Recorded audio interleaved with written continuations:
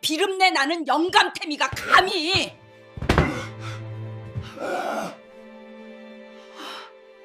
시어머니가 아버지를 밀쳤습니다. 저는 그 자리에서 아버지가 바닥으로 넘어지는 걸 봤습니다. 손에서 떨어진 붕어빵은 시어머니 구두에 짓밟혔고 시누이는 그 장면을 찍어 단톡방에 올렸습니다.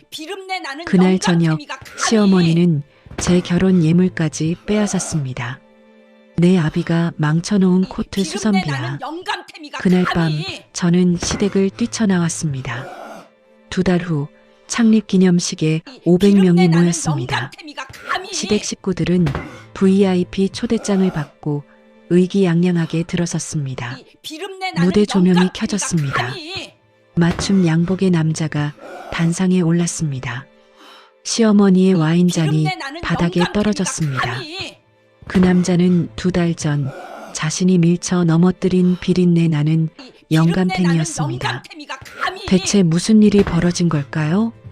사연 시작 전에 구독과 좋아요를 눌러주시고 어디에서 듣고 계신지 댓글 남겨주시면 그곳으로 행복이 가득할 수 있도록 바라겠습니다.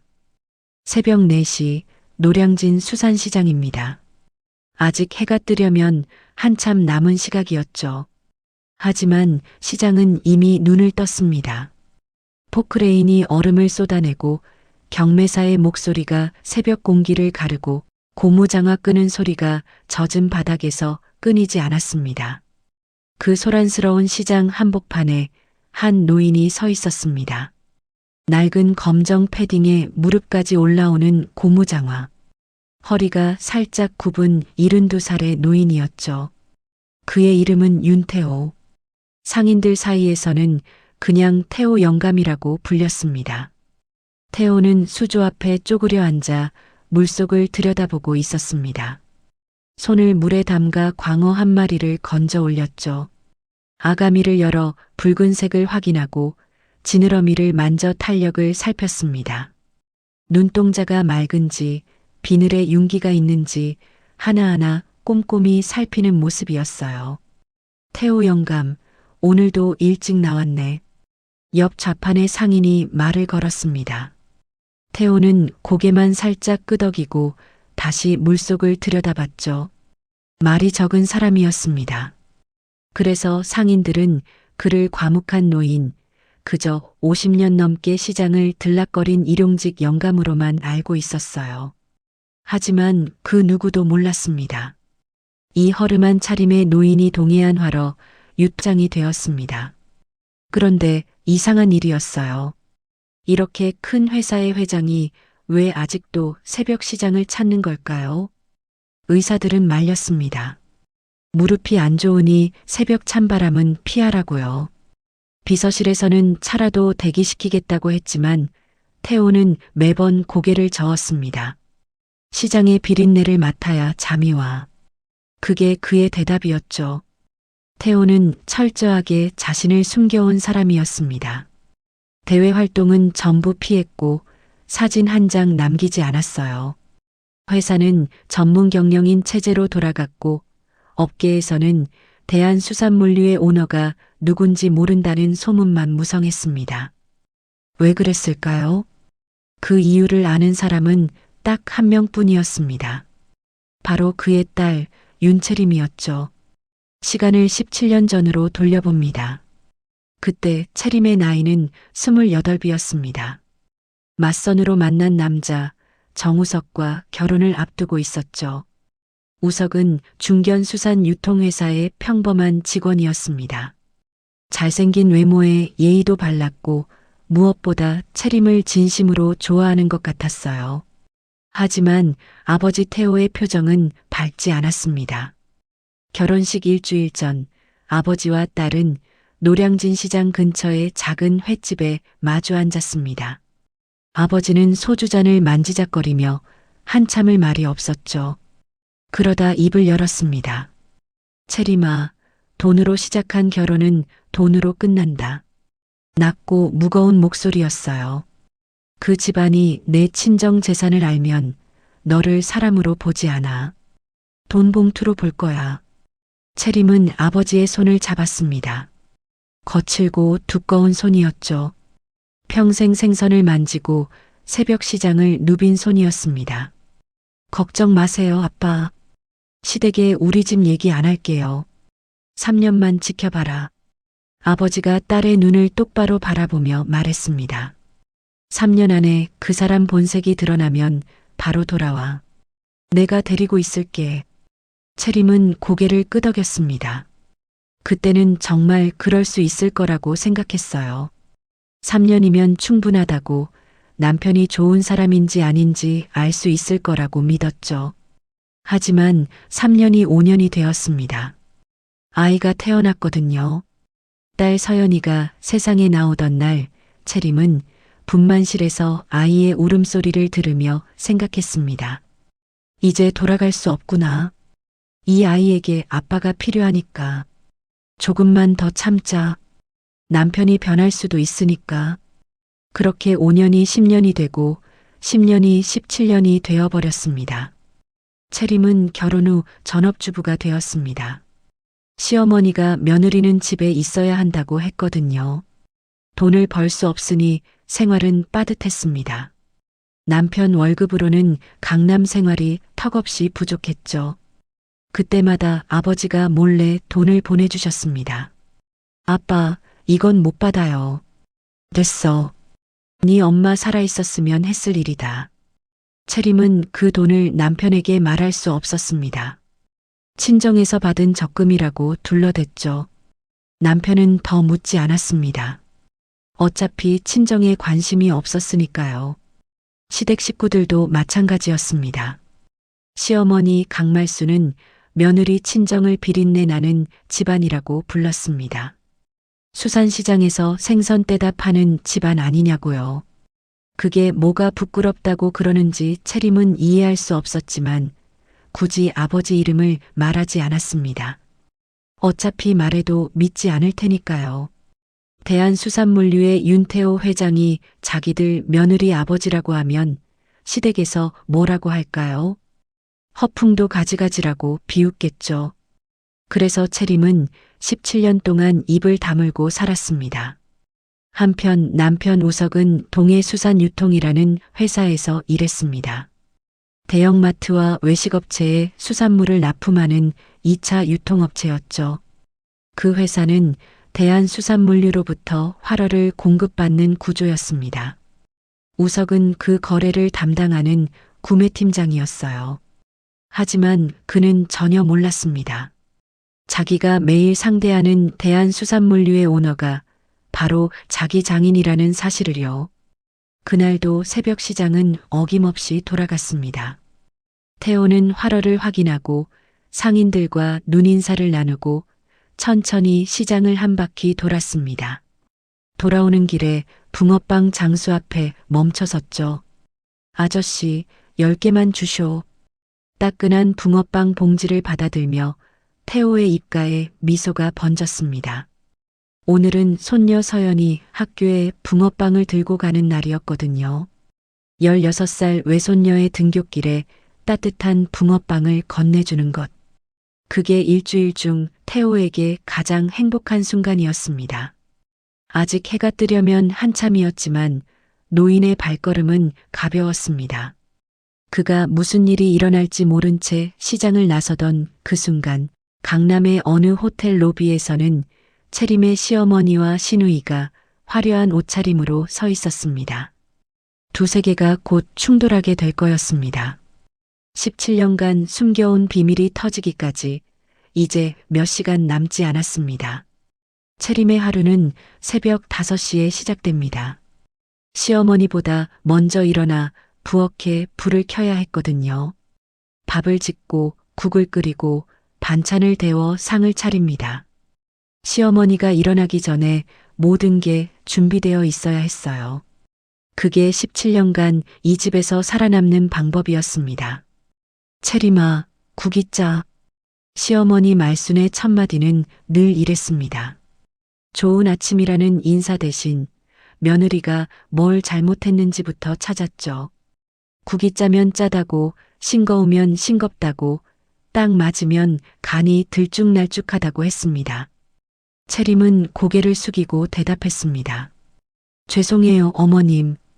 다음엔 더 신경 쓸게요. 시어머니는 콧방귀를 뀌며 숟가락을 들었습니다. 칠순이 넘은 나이였지만 목소리는 날카로웠고 눈빛은 차가웠습니다. 반찬가게 세 곳을 운영한다는 게 그녀의 자랑이었죠. 물론 실제로 가게에서 일하는 건 직원들이었습니다. 말수는 한 달에 한두 번 가게를 둘러보며 사장 행세를 할 뿐이었어요. 우리 집안은 사업가 집안이야. 시어머니는 입버릇처럼 그렇게 말했습니다. 근데 내 친정은 뭐냐? 시장에서 생선이나 떼다 파는 집안 아니야. 비린내 나는 집안. 그 말을 들을 때마다 채림의 손이 떨렸습니다. 앞치마 끈을 꽉 쥐고 참았죠. 아버지 생각이 났거든요. 새벽마다 시장을 누비시는 아버지, 손수 활어를 고르시는 아버지, 그 거친 손으로 딸에게 용돈을 쥐어주시던 아버지. 그분이 얼마나 대단한 분인지 시어머니는 몰랐습니다. 알 필요도 없다고 채림은 생각했어요. 어차피 말해도 믿지 않을 테니까요. 명절은 더 힘들었습니다.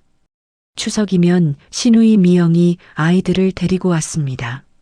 51살의 미영은 채림보다 6살이 많았지만 한 번도 형님답게 군 적이 없었죠. 오히려 시어머니보다 더 심하게 채림을 구박했습니다. 옳게, 이거 좀 봐. 미영이 휴대폰을 들이밀었습니다. 화면에는 300만 원짜리 명품 가방이 떠 있었어요. 예쁘지? 나 이거 살 건데 올케가 좀 보태줘. 채림은 눈을 깜빡였습니다. 형님, 저도 요즘 빠듯해서요. 에이, 올케 친정에서 맨날 용돈 받잖아. 거기서 좀 빼면 되지. 미영의 목소리는 달콤했지만 눈빛은 날카로웠습니다. 거절하면 어떻게 되는지 채림은 잘 알고 있었어요. 시어머니한테 일러 바쳐서 며칠 동안 구박이 이어지겠죠. 결국 채림은 통장에서 300만 원을 빼서 미영에게 건넸습니다. 고마워, 올케. 역시 우리 올케가 최고야. 미영은 가방을 받아들고 싱긋 웃었습니다. 채림의 속은 까맣게 타들어갔지만 얼굴에는 미소를 띄어야 했습니다. 남편은 어땠을까요? 우석은 그런 상황을 봐도 모른 척했습니다. 아내가 친정 용돈을 시누이에게 뜯기는 걸 알면서도 한 번도 나서서 막아준 적이 없었어요. 오히려 가족끼리 그럴 수도 있지라며 시댁 편을 들었죠. 채림이 서운하다고 하면 남편은 짜증을 냈습니다. 또 그 얘기야? 우리 엄마가 뭘 어쨌다고. 여보, 나도 사람이에요. 매일 비린내 나는 집안이라고 무시당하면 기분이 어떻겠어요. 그럼 네 친정이 뭐 대단해? 시장에서 생선 파는 거 맞잖아.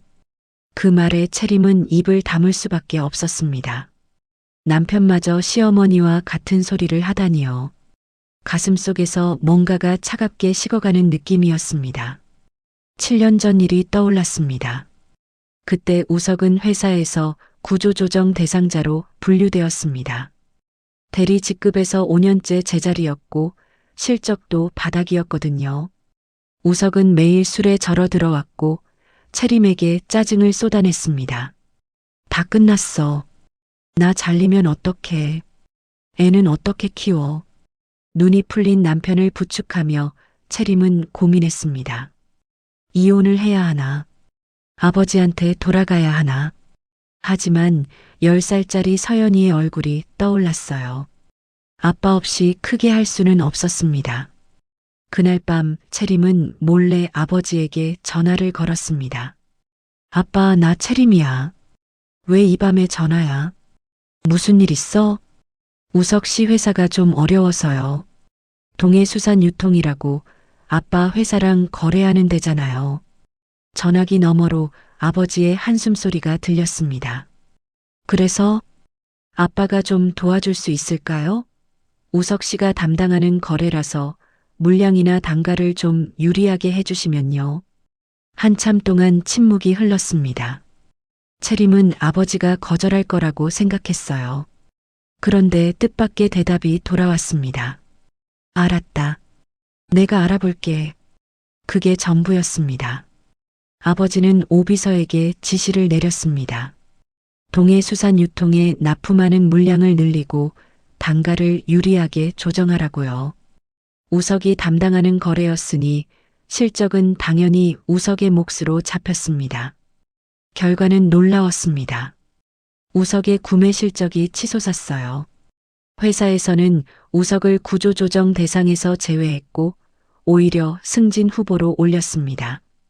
대리에서 과장으로, 과장에서 팀장으로 7년 사이에 우석은 구매팀장까지 올라갔죠.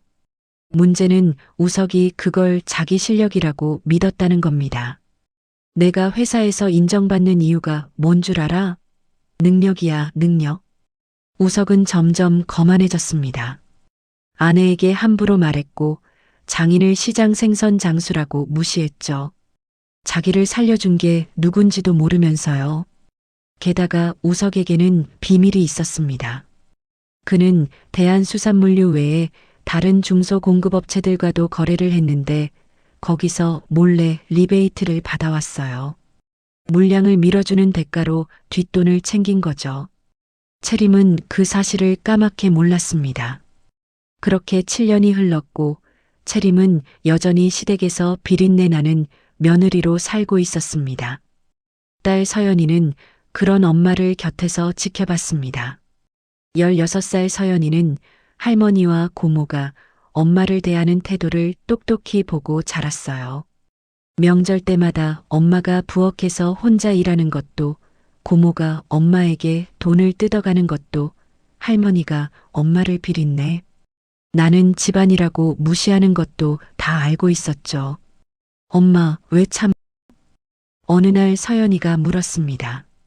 할머니가 그렇게 심하게 구는데 왜 가만히 있어요? 채림은 딸의 머리를 쓰다듬으며 웃었습니다. 힘없는 웃음이었어요. 엄마가 참으면 다 괜찮아지거든. 근데 엄마가 슬퍼 보여요. 그 말에 채림의 눈시울이 붉어졌습니다. 딸 앞에서 울면 안 된다고 꾹 참았습니다. 괜찮아. 엄마는 괜찮아. 하지만 괜찮지 않았습니다. 17년간 쌓인 억울함이 가슴속에서 돌덩이처럼 무겁게 내려앉아 있었어요. 언젠가 이 돌덩이가 터질 거라는 걸 그때의 채림은 몰랐습니다. 그리고 그날이 바로 내일이었습니다. 그날 아침 태호의 발걸음은 유난히 가벼웠습니다. 새벽 4시부터 시장을 돌며 직접 고른 광어 2마리가 비닐봉투 안에서 팔딱거리고 있었어요. 싱싱한 놈으로 골랐습니다. 아가미가 선홍빛이고 눈알이 맑고 지느러미에 탄력이 살아있는 놈들이었죠. 손녀 서연이가 좋아하는 광어회를 해주려고요. 봉투를 든 다른 손에는 따끈한 붕어빵이 들려 있었습니다. 김이 모락모락 나는 종이봉투였어요. 붕어빵 장수 아저씨가 오늘도 손녀분 갖다 주시게요? 하며 웃었죠. 태호는 고개를 끄덕이며 돈을 건넸습니다. 응, 우리 서연이가 이거 좋아해. 그 한마디에 태호의 주름진 얼굴이 환하게 펴졌습니다. 서연이는 강남에 있는 자유령 사립고에 다니고 있었습니다. 등교 시간은 8시 반이었죠. 태호는 일주일에 한 번씩 손녀 학교 정문 앞에서 기다렸다가 따뜻한 붕어빵을 건네주곤 했어요. 할아버지, 또 오셨어요? 응, 우리 서연이 아침 든든하게 먹어야지. 손녀가 붕어빵을 받아들고 활짝 웃을 때 태호는 세상을 다 가진 기분이었습니다.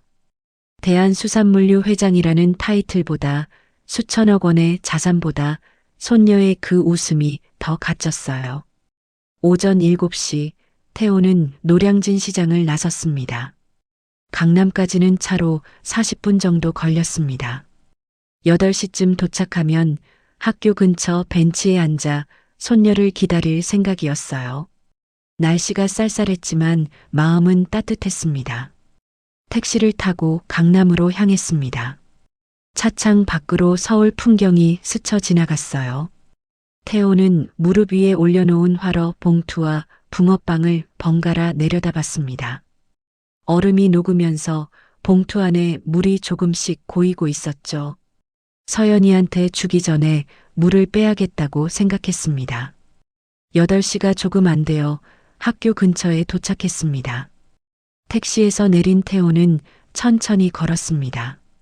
낡은 검정 패딩에 고무장화 차림이었어요.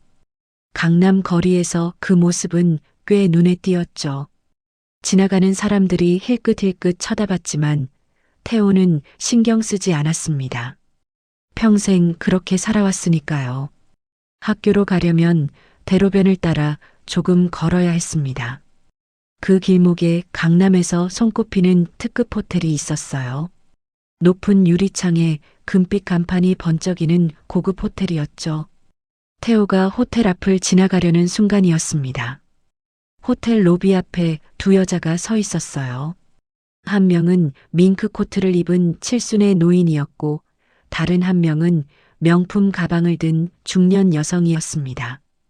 두 사람 모두 화려하게 차려입고 있었죠. 머리는 미용실에서 막 손질한 듯 윤기가 흘렀고 손가락마다 반지가 번쩍였습니다. 태호는 그 두 사람을 알아봤습니다. 사돈이었습니다. 딸 채림의 시어머니 강말순과 시누이 정미영이었죠. 심장이 철렁 내려앉았습니다. 태호는 걸음을 멈췄습니다.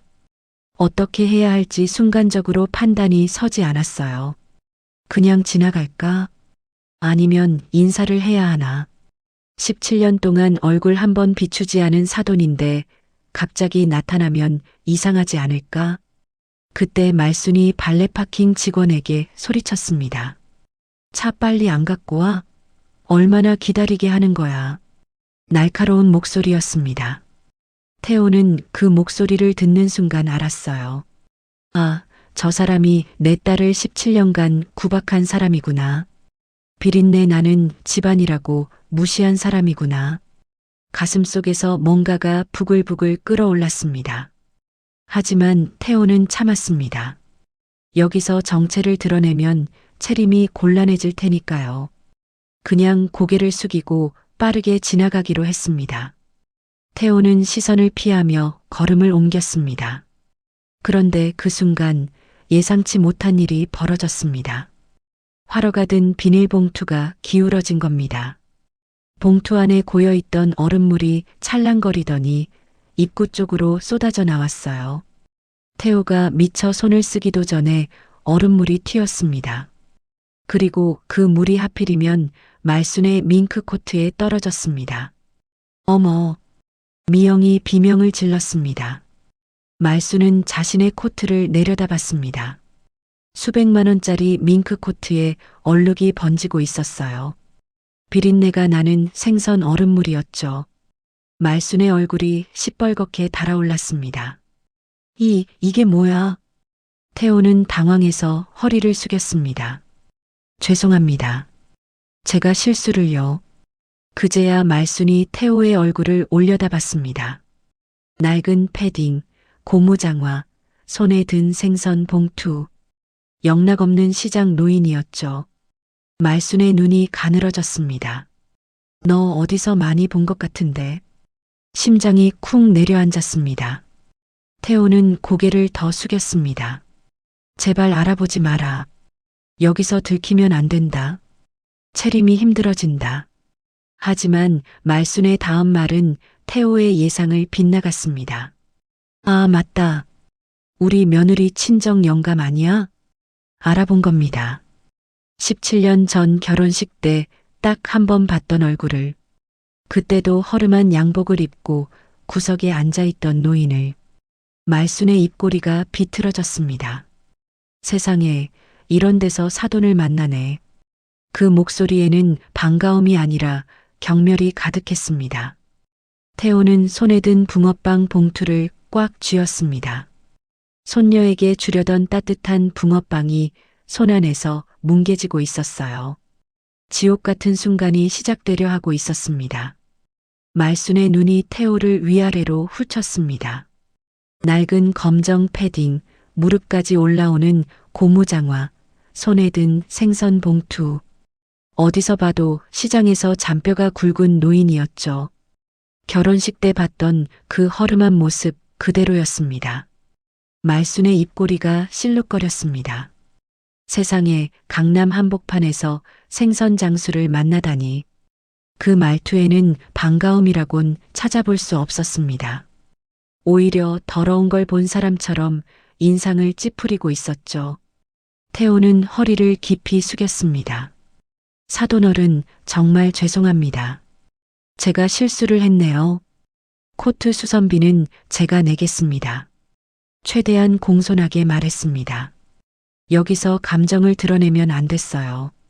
딸 채림이 시댁에서 어떤 취급을 받을지 뻔했으니까요. 17년간 숨겨온 비밀이 이런 식으로 터져서는 안 됐습니다. 하지만 말수는 사과를 받아줄 생각이 전혀 없어 보였습니다. 수선비, 이게 얼마짜리 코트인 줄 알아? 말순이 한 발짝 다가왔습니다. 향수 냄새가 코를 찔렀어요. 달콤하지만 독한 냄새였습니다. 800만 원이야, 800만 원. 당신 같은 생선 장수가 평생 벌어도 못 사. 태호의 손이 떨렸습니다. 봉투를 쥔 손가락에 힘이 들어갔죠. 하지만 얼굴에는 아무 표정도 드러내지 않았습니다. 죄송합니다. 변상해 드리겠습니다. 변상? 당신이? 말순이 코웃음을 쳤습니다. 그리고는 뒤에 서 있던 미영을 돌아봤어요. 미영아, 이것 좀 봐. 우리 며느리 친정이 이 수준이야. 비린내 나는 게 어디 가겠어? 미영이 킬킬거리며 다가왔습니다. 어머, 진짜네. 아버님 결혼식 때 뵀던 것 같은데요. 그때도 혼자 구석에 쭈그려 앉아 계셨잖아요. 미영의 눈이 반짝였습니다. 뭔가 재미있는 구경거리를 발견한 사람의 눈빛이었죠. 그녀는 슬쩍 휴대폰을 꺼내 들었습니다. 태호는 그걸 보지 못했습니다. 고개를 숙이고 있었으니까요. 다시 한번 사과드립니다. 코트 수선비는 꼭 보내드리겠습니다. 태호가 다시 허리를 숙였습니다. 그리고 자리를 피하려고 몸을 돌렸어요. 그 순간이었습니다. 말순이 태호의 어깨를 확 밀쳤습니다. 어딜까? 이 비린내 나는 영감탱이가 감히. 72살의 노인이 휘청거렸습니다. 무릎이 좋지 않아 균형을 잡기 어려웠어요. 태호는 버티려고 했지만 결국 뒤로 넘어지고 말았습니다. 털썩? 딱딱한 보도블록 위로 등이 부딪혔습니다. 둔탁한 소리와 함께 통증이 등줄기를 타고 퍼졌어요. 태호는 이를 악물었습니다. 손에 들고 있던 붕어빵 봉투가 바닥에 떨어졌습니다. 봉투가 터지면서 붕어빵이 굴러나왔어요. 김이 모락모락 나던 따뜻한 붕어빵이었습니다. 손녀 서연이에게 주려고 아까 사온 것이었죠. 그 붕어빵이 말순의 구두 앞에서 멈췄습니다. 말순은 그걸 내려다봤습니다. 그리고는 아무렇지도 않게 구두로 밟아버렸어요. 푹! 붕어빵이 납작하게 뭉개졌습니다. 더럽게. 말순이 인상을 찌푸리며 구두를 털었습니다. 마치 벌레라도 밟은 것처럼요. 태호는 바닥에 엎드린 채 그 광경을 봤습니다. 손녀에게 주려던 붕어빵이 짓밟히는 모습을요. 심장이 쥐어짜이는 것 같았습니다. 눈앞이 아득해졌어요. 하지만 더 참기 힘든 건 따로 있었습니다. 미영이 휴대폰을 들고 웃고 있었습니다. 빨간 불이 깜빡이고 있었어요. 녹화 중이라는 뜻이었죠. 와, 이거 대박이다. 우리 올케 친정 수준이 이래요. 미영이 휴대폰을 이리저리 움직이며 영상을 찍었습니다. 바닥에 넘어진 태호, 짓밟힌 붕어빵, 분노한 말순의 얼굴까지 전부 담았어요. 어머님, 이거 가족 단톡방에 올려도 되죠? 그래, 올려. 다들 봐야지. 우리 집안이 얼마나 손해를 봤는지. 미영이 능숙하게 손가락을 움직였습니다. 잠시 후 영상이 가족 단톡방에 공유되었습니다. 채림도 그 단톡방에 있었습니다. 태호는 그걸 알았습니다. 딸이 이 영상을 볼 거라는 걸요. 자기 아버지가 바닥에 넘어져 있고 붕어빵이 짓밟히고 시어머니에게 조롱당하는 모습을요. 가슴이 찢어지는 것 같았습니다. 딸에게 이런 모습을 보여주다니. 평생 당당하게 살아온 아버지가 바닥에 엎드려 있는 모습을요. 태호는 천천히 몸을 일으켰습니다. 온몸이 쑤셨지만 표정은 담담하게 유지했어요. 무릎에 묻은 먼지를 털고 허리를 폈습니다. 그리고 주머니에서 손수건을 꺼냈습니다. 사돈어른, 코트를 제가 닦아드리겠습니다. 태호가 손수건을 내밀었습니다. 정중하고 공손한 태도였어요. 하지만 말수는 그 손을 냅다 뿌리쳤습니다. 손대지 마. 비린내 나는 손으로 만지면 더 더러워져. 손수건이 바닥에 떨어졌습니다. 태호의 손이 허공에 멈춰 있었어요. 말순의 눈빛이 차가웠습니다. 경멸과 혐오가 가득한 눈이었죠. 사람을 볼 때 짓는 표정이 아니었습니다. 마치 길에 떨어진 쓰레기를 보는 것 같은 눈빛이었어요. 태호는 그 눈빛을 똑똑히 봤습니다. 50년간 시장을 지배해온 사업가였습니다. 수많은 협상과 대결에서 살아남은 노회한 승부사였죠. 그런 그도 이런 눈빛을 받아본 적은 없었습니다. 뺨을 맞은 것보다 그 눈빛이 더 아팠습니다. 말순이 코트 자락을 추슬렀습니다. 에휴, 재수 없어. 아침부터 이게 뭐야?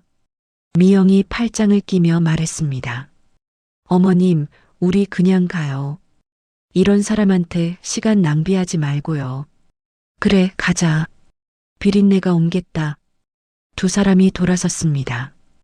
발레 파킹 직원이 가져온 검은색 외제차에 올라탔어요. 엔진 소리가 부릉거리더니 차가 호텔 앞을 빠져나갔습니다. 태호는 그 자리에 서서 멀어지는 차를 바라봤습니다. 주변에는 지나가던 사람들이 수군거리고 있었어요. 저 할아버지 불쌍하다. 저 여자들 너무한 거 아냐라는 소리가 들렸죠.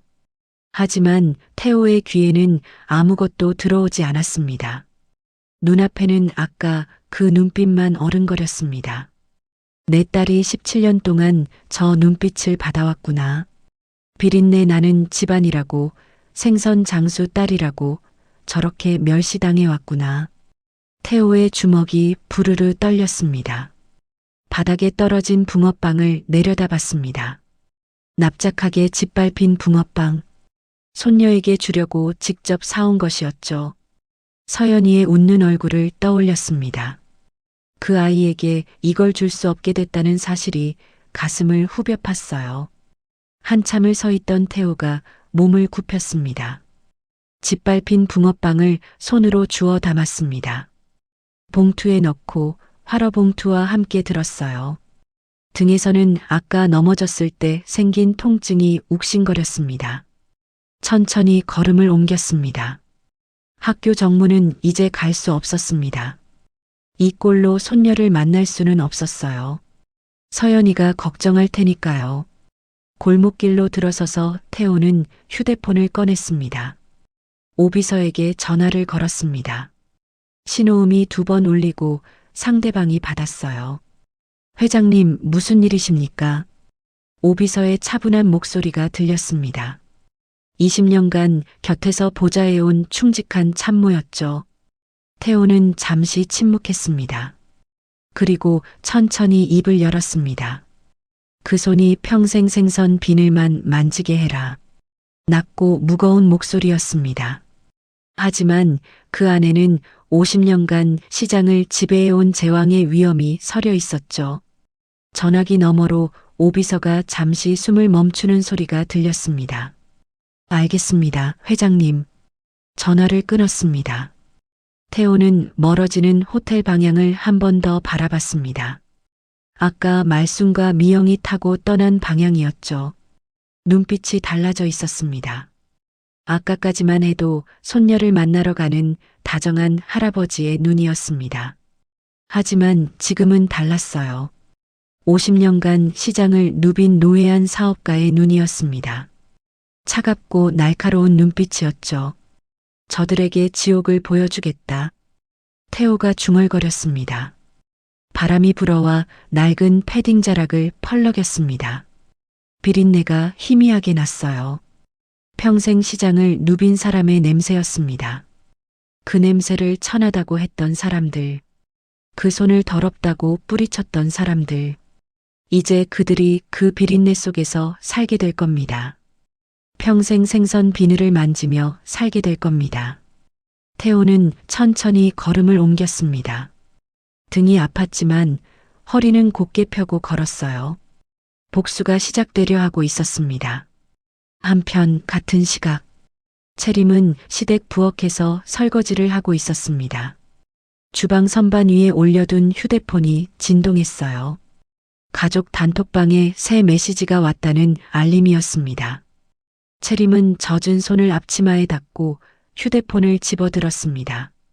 그리고 화면을 확인하는 순간 숨이 멎었습니다. 아버지였습니다. 바닥에 넘어진 아버지, 짓밟힌 붕어빵, 조롱하는 시어머니와 시누이.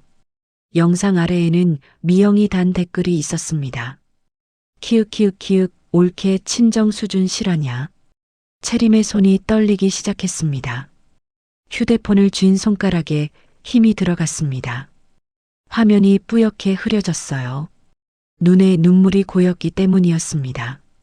17년이었습니다. 17년 동안 참고 또 참았습니다. 하지만 이건 참을 수 없었습니다. 채림은 휴대폰을 내려놓고 창밖을 바라봤습니다. 눈물이 볼을 타고 흘러내렸습니다. 하지만 그녀의 눈빛은 점점 차갑게 가라앉고 있었죠. 아버지가 당한 일을 두고 볼 수는 없었습니다. 이제 정말 끝이었습니다. 그날 오후 채림은 아무 일도 없었다는 듯이 저녁 준비를 했습니다. 손이 떨렸지만 억지로 움직였어요. 칼을 쥐고 물을 썰고 고기를 재우고 국을 끓였습니다. 17년간 해온 일이었죠. 몸이 알아서 움직였습니다. 하지만 머릿속에서는 아침에 본 영상이 계속 재생되고 있었어요. 바닥에 넘어진 아버지, 짓밟힌 붕어빵, 조롱하는 시어머니의 얼굴. 그 장면들이 눈앞에서 사라지지 않았습니다. 저녁 6시 시어머니와 시누이가 집에 돌아왔습니다. 현관문이 열리는 소리가 들렸어요. 채림은 앞치마를 두른 채 거실로 나갔습니다. 평소처럼 인사를 하려고요. 어머님 다녀오셨어요. 하지만 시어머니 말수는 대답 대신 코웃음을 쳤습니다. 어유, 우리 며느리. 오늘 좋은 구경했지? 말순이 소파에 털썩 앉으며 말했습니다. 미영도 옆에 앉았어요. 두 사람의 얼굴에는 비웃음이 가득했습니다. 채림은 아무 말도 하지 않았습니다. 그냥 서 있었어요. 왜 할 말 없어? 말순이 리모컨을 집어들었습니다. TV를 켜더니 휴대폰을 연결했어요.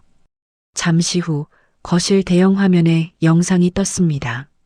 아침에 본 그 영상이었습니다. 65인치 화면에 아버지의 모습이 크게 비쳤어요. 바닥에 넘어진 모습, 붕어빵이 짓밟히는 장면, 손수건을 내밀다가 뿌리침 당하는 모습까지. 말순이 볼륨을 높였습니다.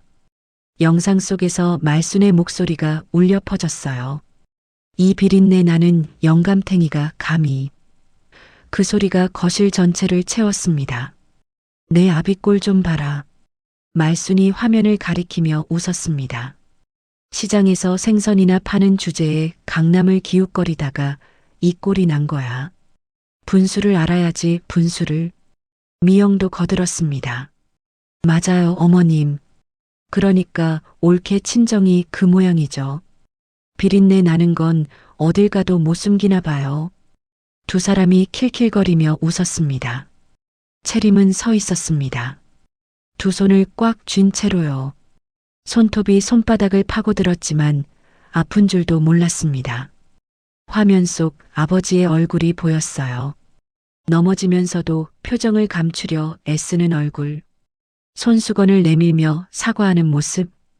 뿌리침 당하고도 묵묵히 서 있는 뒷모습. 그게 채림의 아버지였습니다. 새벽마다 시장을 누비시는 아버지. 거친 손으로 딸에게 용돈을 쥐어주시던 아버지. 손녀에게 붕어빵을 사주려고 강남까지 오셨던 아버지. 그런 아버지가 저렇게 무릎을 꿇었습니다. 채림의 눈에서 눈물이 흘러내렸습니다. 하지만 소리는 내지 않았어요. 이를 악물고 참았습니다. 말순이 채림을 올려다봤습니다. 왜 울어? 울긴 왜 울어? 네 아비가 잘못한 거잖아. 그리고는 자리에서 일어났습니다. 채림 앞으로 다가왔어요. 그나저나 내 코트 수선비는 어떻게 할 거야? 채림은 고개를 들었습니다. 제가 내겠습니다, 어머님. 당연히 네가 내야지. 근데 돈이 있어? 말순의 눈이 채림의 목과 귀를 훑었습니다. 결혼할 때 받은 금목걸이와 금귀걸이가 보였어요. 이거 빼. 말순이 채림의 목걸이를 가리켰습니다. 어머님, 이건 결혼 예물이에요. 그래서 내 코트가 800만 원이야. 이거 팔면 수선비 정도는 나오겠지. 채림의 입술이 떨렸습니다. 어머님, 이건요. 빼라니까. 말순의 목소리가 차가워졌습니다. 더 이상 반박을 허용하지 않겠다는 투였어요. 채림은 천천히 손을 올렸습니다. 목걸이 잠금 장치를 풀었어요. 그리고 귀걸이도 빼서 말순의 손에 올려놓았습니다. 17년 전 결혼식 날 받은 예물이었습니다. 유일하게 시댁에서 받은 선물이었죠. 그마저도 이제 빼앗겼습니다. 말순이 금부치를 받아들며 씩 웃었습니다. 이래야 사람같지. 앞으로도 이렇게 순순히 굴어. 미영이 소파에서 일어나며 부엌 쪽을 힐끗 봤습니다. 근데 올케, 저녁 뭐야? 배고픈데. 채림은 대답 없이 부엌으로 향했습니다. 손이 떨렸지만 밥상을 차렸습니다. 국과 반찬을 내오고 밥을 퍼서 올렸어요. 시어머니와 시누이가 식탁에 앉았습니다. 미영이 젓가락으로 반찬을 휘저었습니다. 에이, 이게 뭐야? 맛없겠다. 불만을 터뜨리더니 시금치나물을 집어서 바닥에 툭 떨어뜨렸어요.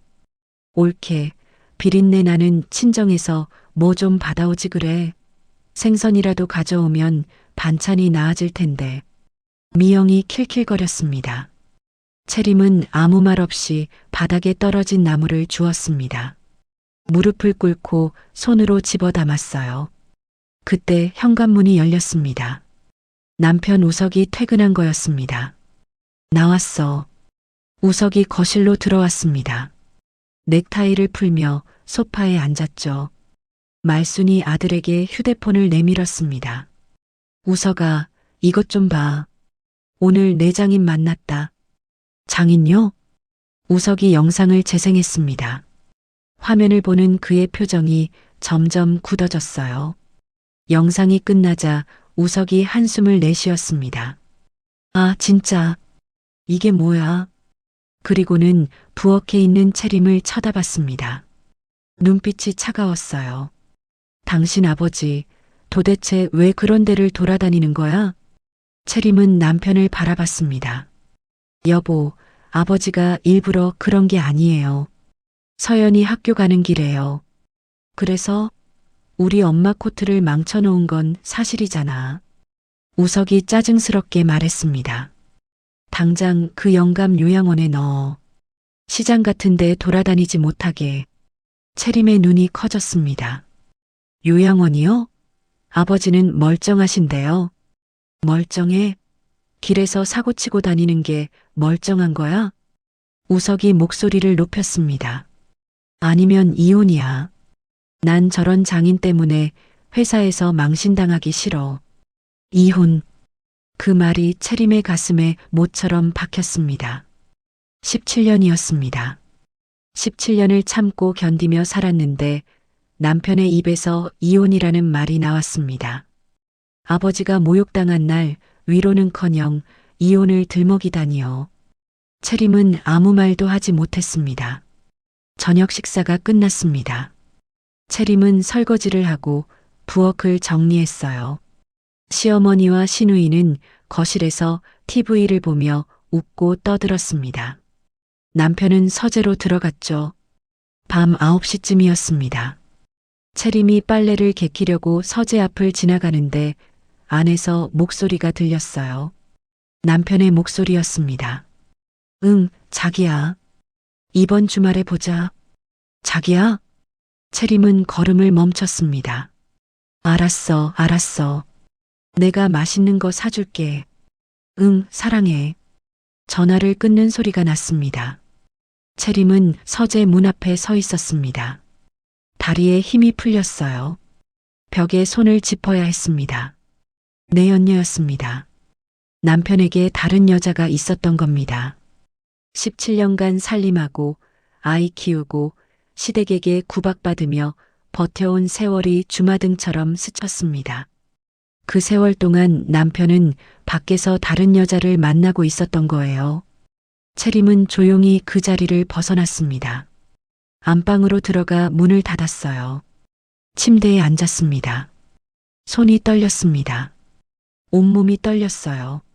17년이었습니다. 17년간 지켜온 가정이 모래성처럼 무너지고 있었습니다.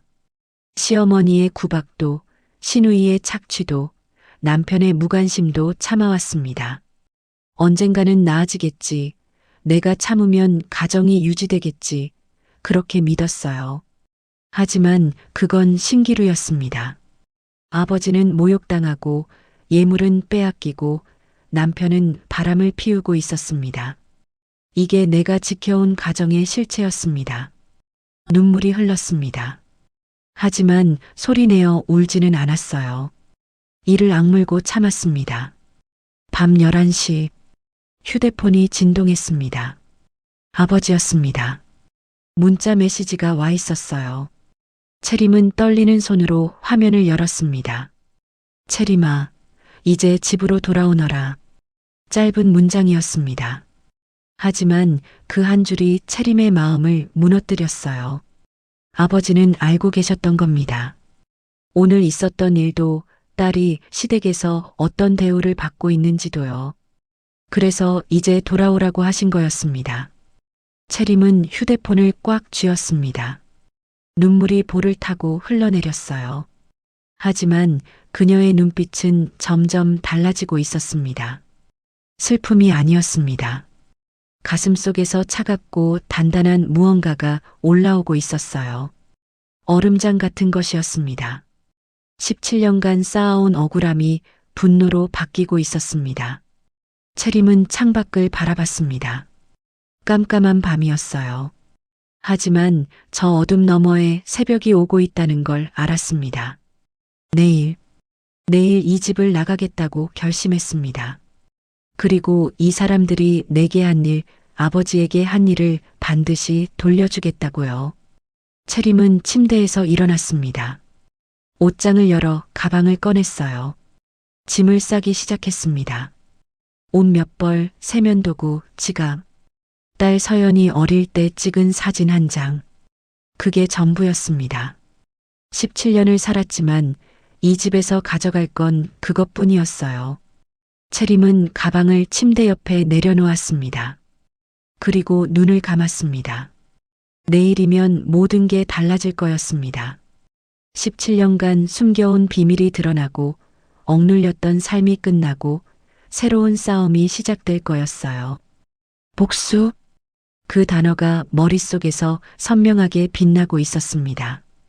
다음 날 새벽 5시, 채림은 평소처럼 눈을 떴습니다. 하지만 오늘은 부엌으로 향하지 않았어요. 대신 옷장 앞에 섰습니다. 맨 안쪽에 걸린 옷을 꺼냈습니다. 검은색 원피스였어요. 결혼 전에 입던 옷이었죠. 17년 동안 한 번도 꺼내지 않았던 옷이었습니다. 채림은 그 옷을 입었습니다. 거울 앞에 섰어요. 낯선 얼굴이 보였습니다. 17년간 앞치마만 두르고 살던 며느리가 아니었어요. 어깨를 펴고 당당하게 서 있는 여자였습니다. 가죽 재킷을 걸쳤습니다. 어젯밤 싸둔 가방을 들었어요. 새벽 6시 채림은 조용히 안방 문을 열었습니다. 복도를 지나 현관으로 향했어요. 시어머니 방에서는 코 고는 소리가 들렸습니다. 남편은 서재 소파에서 잠들어 있었죠. 아무도 채림이 나가는 걸 눈치채지 못했습니다. 현관문 앞에서 채림은 잠시 멈췄습니다. 뒤를 돌아봤어요. 17년간 살았던 집이었습니다. 매일 새벽 일어나 밥을 짓고 빨래를 하고 구박을 받으며 버텨온 곳이었죠. 이제 다시는 돌아오지 않을 겁니다. 채림은 낮은 목소리로 중얼거렸습니다. 당신들이 뱉은 독설, 이자까지 쳐서 돌려줄게. 그리고 현관문을 열고 나갔습니다. 문이 닫히는 소리가 새벽 공기 속으로 퍼졌어요. 채림은 뒤도 돌아보지 않고 걸었습니다. 아파트 단지를 빠져나와 큰 길에서 택시를 잡았습니다. 행선지를 말하기 전에 먼저 전화를 걸었어요. 딸 서연이에게였습니다. 신호음이 3번 울리고 서연이가 받았습니다. 아직 잠이 덜 깬 목소리였어요. 엄마, 이 시간에 무슨 일이에요? 서연아, 엄마가 할 얘기가 있어. 채림은 잠시 숨을 골랐습니다. 엄마가 오늘 그 집을 나왔어. 할아버지 집에 가 있을 거야. 전화기 너머로 잠시 침묵이 흘렀습니다. 그리고 서연이의 대답이 돌아왔어요. 엄마, 잘하셨어요. 예상 밖의 대답이었습니다. 채림은 눈을 깜빡였어요. 서연아, 저 다 알아요, 엄마. 할머니랑 고모가 엄마한테 어떻게 하는지. 어제 단톡방 영상도 봤어요. 서연이의 목소리가 단단해졌습니다. 할아버지가 그렇게 당하시는 거 보고 저도 너무 화났어요. 엄마가 왜 그 집에서 계속 참고 사셔야 해요. 채림의 눈시울이 뜨거워졌습니다. 서연아, 엄마, 저도 할아버지 집으로 갈게요. 오늘 학교 끝나고 바로 갈게요. 정말? 네. 엄마 혼자 두고 싶지 않아요. 우리 셋이 같이 살아요. 채림은 한참 동안 말을 잇지 못했습니다. 눈물이 볼을 타고 흘러내렸어요. 하지만 이번에는 슬픔의 눈물이 아니었습니다. 고마워, 서연아. 엄마가 학교 앞으로 데리러 갈게. 전화를 끊고 채림은 택시기사에게 행선지를 말했습니다. 여의도 대한수산물류 본사로 가주세요. 택시가 출발했습니다. 창밖으로 서울의 새벽 풍경이 스쳐 지나갔어요. 아직 해가 뜨지 않아 거리는 어두웠습니다. 하지만 채림의 마음은 어느 때보다 맑았어요. 17년 만에 처음으로 자유로운 기분이었습니다. 오전 7시 택시가 대한수산물류 본사 앞에 멈췄습니다. 30층짜리 유리 건물이 아침 햇살을 받아 반짝이고 있었어요. 채림은 택시에서 내려 건물을 올려다봤습니다. 17년 전에는 이 건물에 들어올 생각조차 못했습니다. 아버지가 만든 회사였지만 자신과는 상관없는 곳이라고 생각했어요. 시집간 딸이 친정사업에 기댈 수는 없다고 여겼죠. 하지만 이제는 달랐습니다. 채림은 정문으로 걸어갔습니다.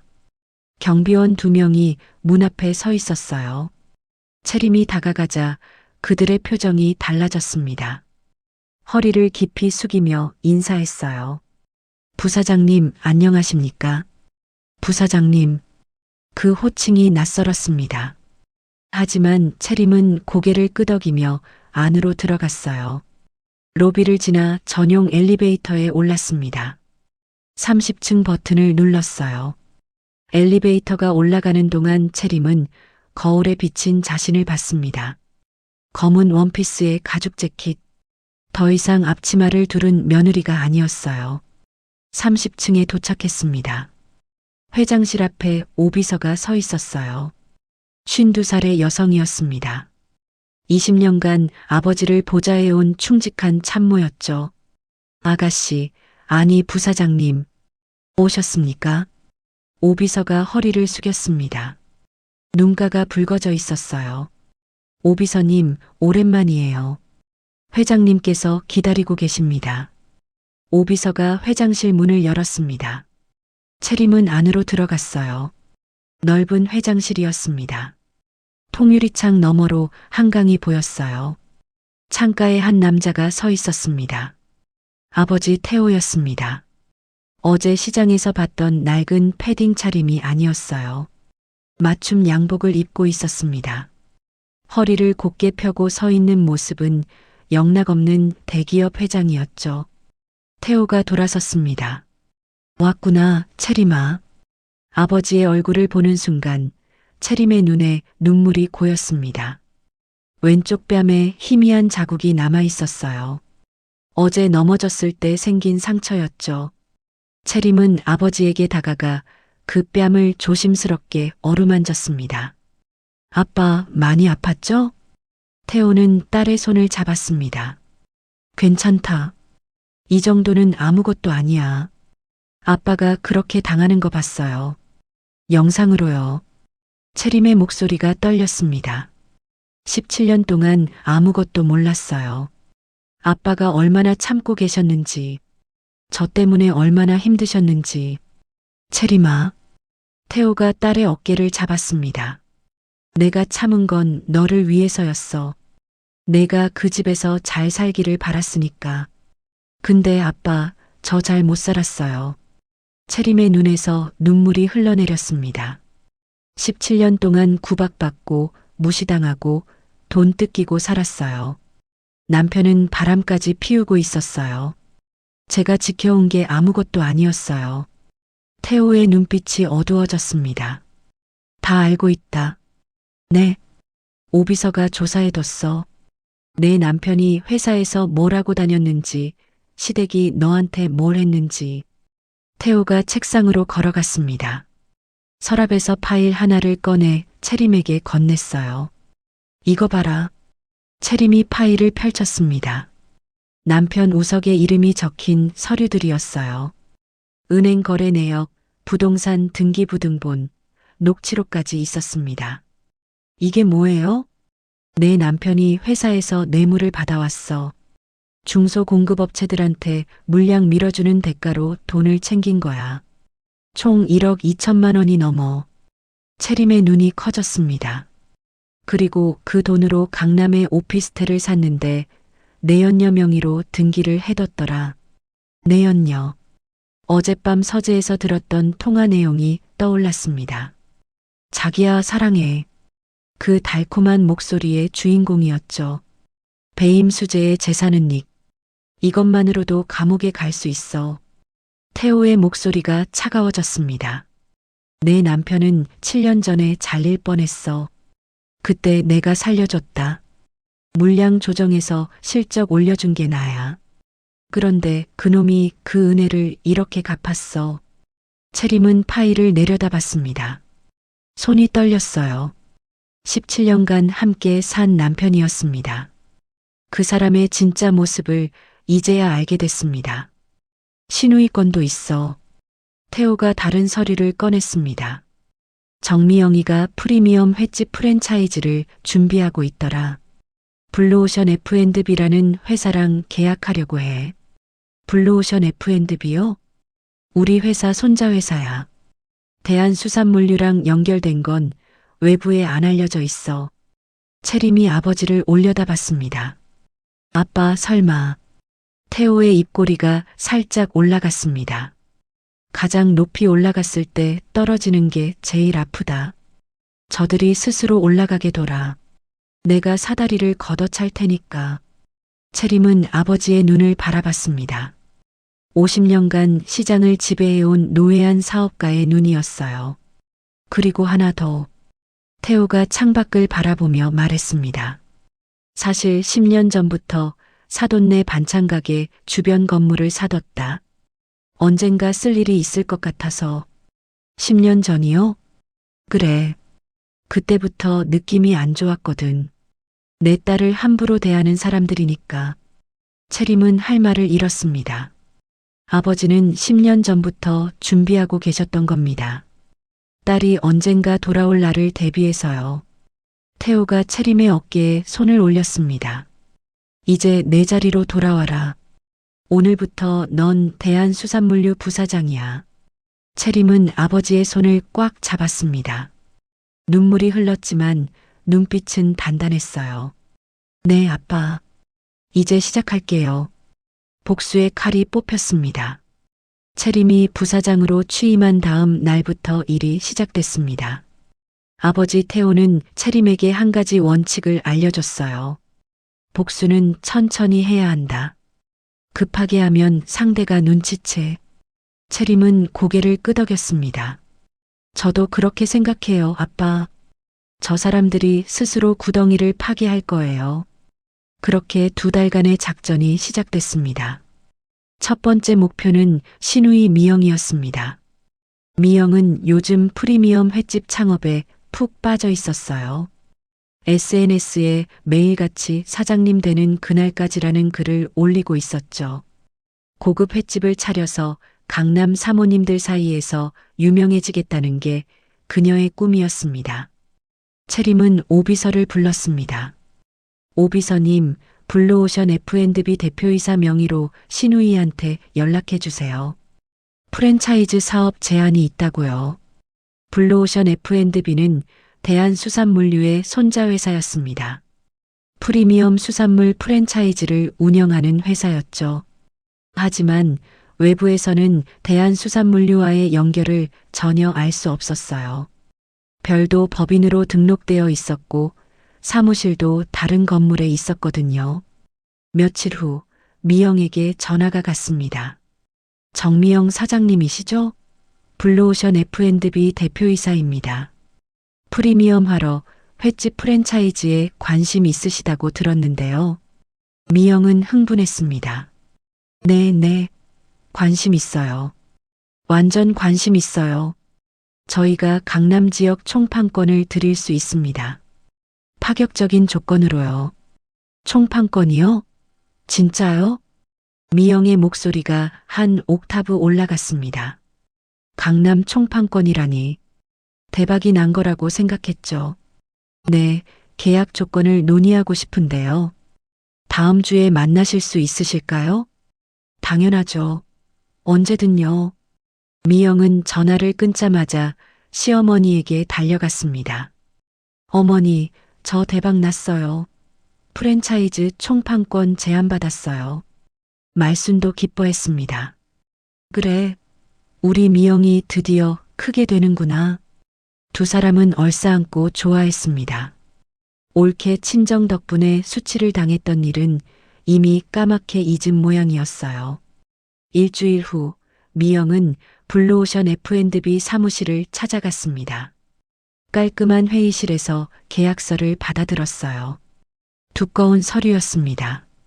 수십 페이지에 달하는 계약 조항들이 빼곡히 적혀 있었죠. 계약서가 좀 길죠? 천천히 읽어보세요. 담당자가 말했습니다. 하지만 미영은 첫 페이지만 훑어봤어요. 프리미엄하러 횟집 프랜차이즈 총판 계약서라는 제목과 강남 지역 독점권 부여라는 문구만 눈에 들어왔습니다.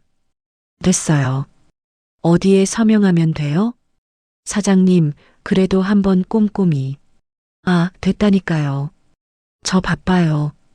미영은 서류를 휙휙 넘기며 서명란마다 도장을 찍었습니다. 그녀가 읽지 않은 14페이지에는 이런 조항이 있었습니다. 계약 후 6개월 내 목표 매출 미달 시 담보로 제공된 부동산은 본사에 즉시 귀속된다. 그리고 부록에 적힌 목표 매출은 업계 평균의 3배였습니다.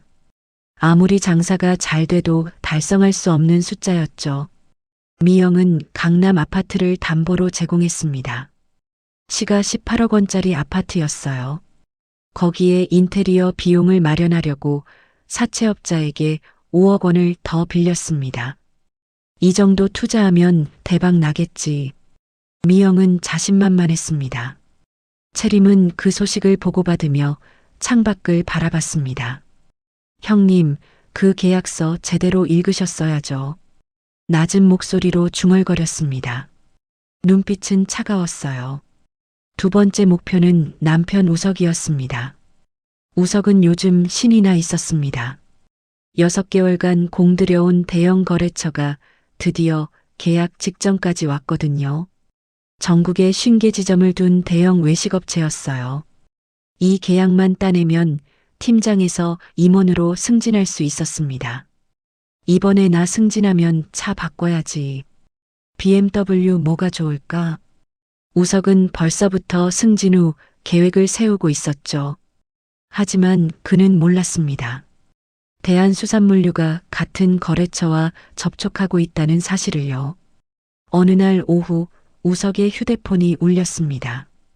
정 팀장님? 저 김 부장인데요. 거래처 담당자였습니다.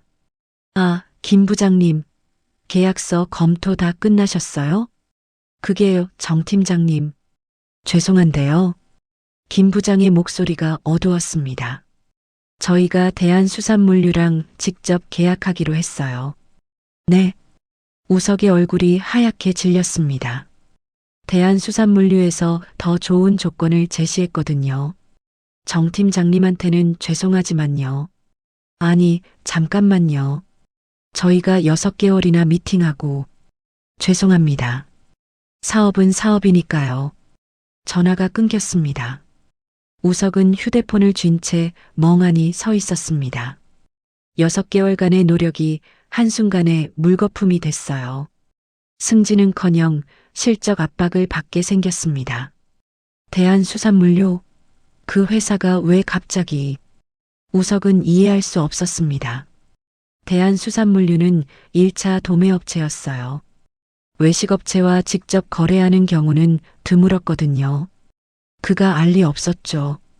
그 회사 부사장이 자기 아내라는 사실을요. 아니, 이제는 전 아내가 될 사람이라는 사실을요.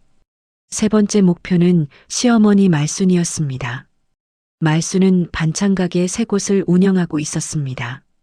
서울 시내 3군데에 있는 건물 1층에 자리 잡은 가게들이었죠. 장사가 꽤 잘 됐어요. 직원들이 일하고 말순은 한 달에 한두 번 들러서 사장 행세만 하면 됐습니다. 그런데 어느 날 가게마다 내용 증명이 날아왔습니다. 임대차 계약 갱신 거절 통보. 말순이 서류를 들고 눈을 동그랗게 떴습니다. 이게 무슨 소리야? 우리 10년 넘게 여기서 장사했는데.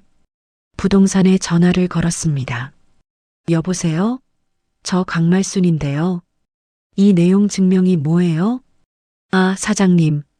건물주가 바뀌어서요. 건물주가 바뀌었다고? 네, 10년 전에 매매됐더라고요. 그동안 자동 갱신이 됐는데 이번에 새 건물주가 갱신 거절 통보를 하셨어요. 말순의 얼굴이 불그락푸르락해졌습니다. 10년 전? 그럼 그동안 내가 누구한테 월세를 낸 거야? 관리업체를 통해서 받으셨으니까 건물주가 누군지 모르셨을 거예요. 저도 이번에 처음 알았어요. 그래서 새 건물주가 누군데? 그게요, 대한수산물류 계열사로 되어 있던데요. 대한수산물류. 그 이름을 듣는 순간 말순의 머릿속에서 뭔가가 스쳤습니다. 어디서 들어본 이름 같았어요. 하지만 어디서 들었는지 기억나지 않았습니다. 뭐야, 수산물류. 생선회사가 왜 우리 건물을 사? 말순은 이해할 수 없었습니다. 그녀가 알 리 없었죠. 10년 전 태호가 이 건물들을 조용히 매입해뒀다는 사실을요. 언젠가 쓸 일이 있을 거라는 직감으로요. 채림은 보고를 받으며 커피를 마셨습니다. 3군데 다 통보 들어갔어요? 네, 부사장님. 계약 만료일까지 3달 남았습니다. 오비서가 대답했습니다. 채림은 창밖을 바라봤습니다. 한강이 햇빛을 받아 반짝이고 있었어요. 3달이면 충분해요. 그녀의 눈빛은 체스판을 내려다보는 사람 같았습니다. 한 수 한 수 두고 있었어요. 상대방은 자신이 말판 위에 있다는 것조차 모른 채로요. 부사장님, 창립 40주년 기념식 준비도 진행 중입니다. 오비서가 말했습니다. 서울 특급 호텔 그랜드 볼룸으로 예약했고요. 전국 수산업계 인사 500명에게 초대장 발송했습니다. 좋아요. 채림이 고개를 끄덕였습니다. 거기에 초대장 3장 더 보내주세요. 누구에게요? 우리 시어머니, 시누이, 그리고 남편이요. 오비서의 눈이 커졌습니다. 블루오션 F&B 대표이사 명의로 보내세요. VIP 초대라고요. 주요 거래처 행사에 귀빈으로 모시고 싶다고 하면 돼요. 채림의 입꼬리가 살짝 올라갔습니다. 저 사람들, 자기들이 대접받는 줄 알고 좋아하며 올 거예요. 오비서도 미소를 지었습니다. 알겠습니다, 부사장님. 덫이 완성되어 가고 있었습니다. 시누이는 계약서도 안 읽고 서명했고, 남편은 거래처를 빼앗기고 멘붕에 빠졌고, 시어머니는 가게를 잃을 위기에 처했습니다.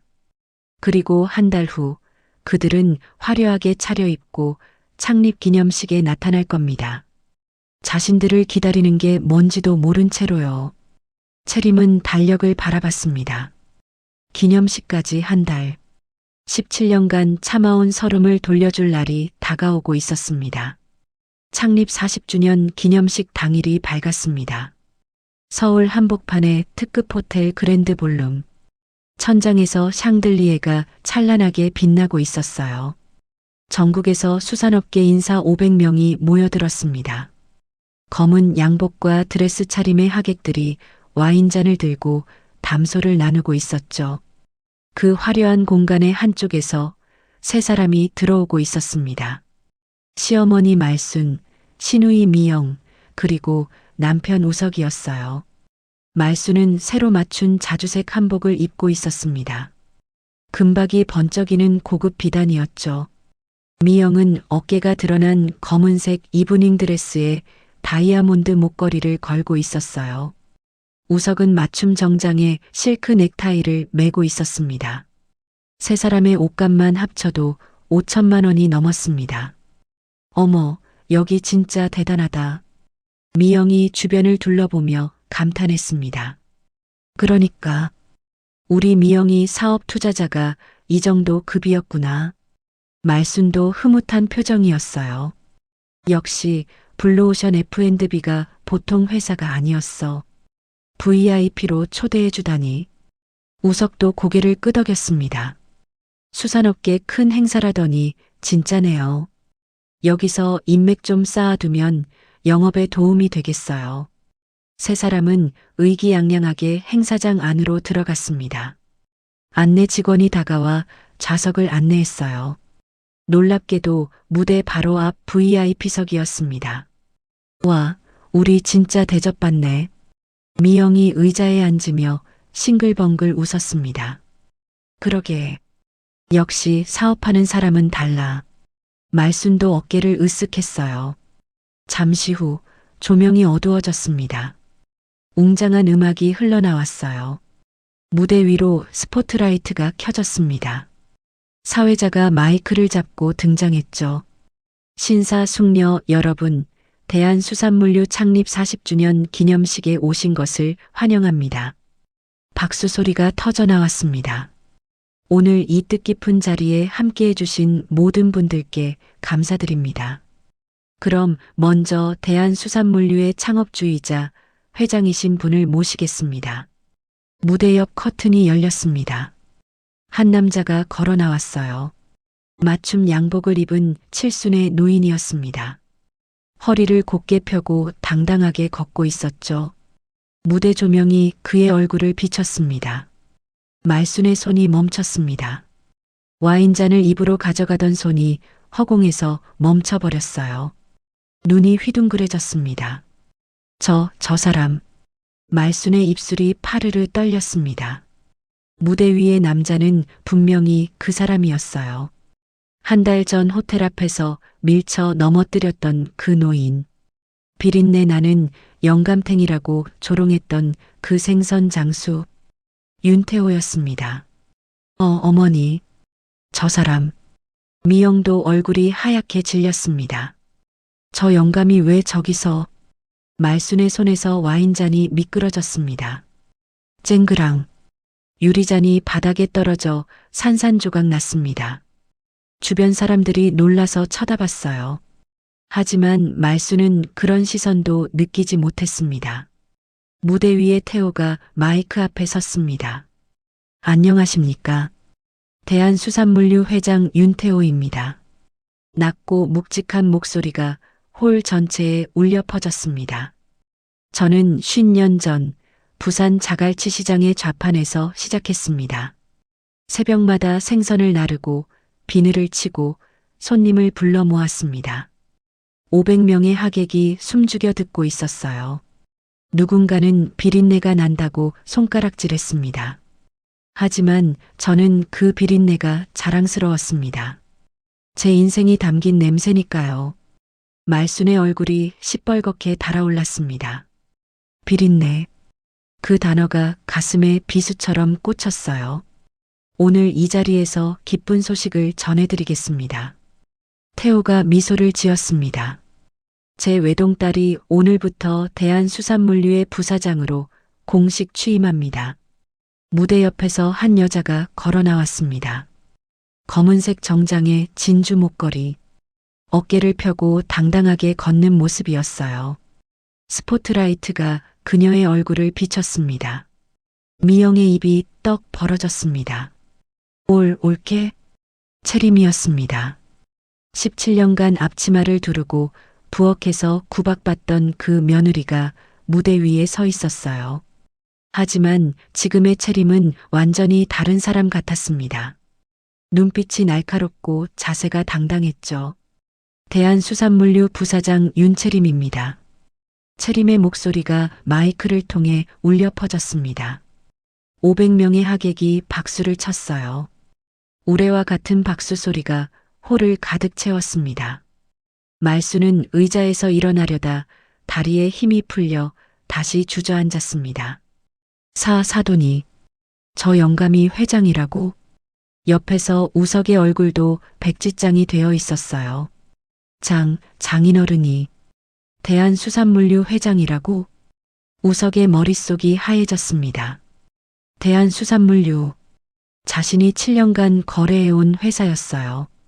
구매팀장으로서 매일 상대하던 거래처였죠. 그 회사의 오너가 자기 장인이었다니요. 그제야 모든 게 이해됐습니다. 7년 전 갑자기 실적이 올랐던 것, 물량이 늘고 단가가 유리해졌던 것, 구조조정 위기에서 살아남고 승진했던 것, 전부 장인 덕분이었습니다. 그걸 모르고 비린내 나는 집안이라고 무시했습니다. 생선 장수라고 깔봤습니다. 요양원에 넣으라고 소리쳤습니다. 우석은 의자에 털썩 주저앉았습니다. 무대 위에서 채림이 객석을 내려다보고 있었어요. 그녀의 시선이 VIP석에 멈췄습니다. 시어머니, 시누이, 남편의 얼굴을 차례로 훑었죠. 채림의 입꼬리가 살짝 올라갔습니다. 기념식이 끝나고 리셉션이 시작됐습니다. 하객들이 와인을 마시며 환담을 나누는 사이 말순이 채림에게 달려왔습니다. 채림아. 말순의 목소리가 떨리고 있었어요. 아까의 거만함은 온데간데 없었습니다. 사돈어른, 아니 회장님. 정말 몰랐어요. 우리가 얼마나 사돈을 존경했는데. 말순이 두 손을 비비며 굽신거렸습니다. 그때 호텔 앞에서 있었던 일은 오해예요. 진짜 몰라봐서 그런 거예요. 채림은 아무 말 없이 시어머니를 내려다봤습니다. 어머님, 차가운 목소리였어요. 17년 동안 절 비린내 나는 며느리라고 부르셨죠. 제 아버지를 생선 장수라고 무시하셨고요.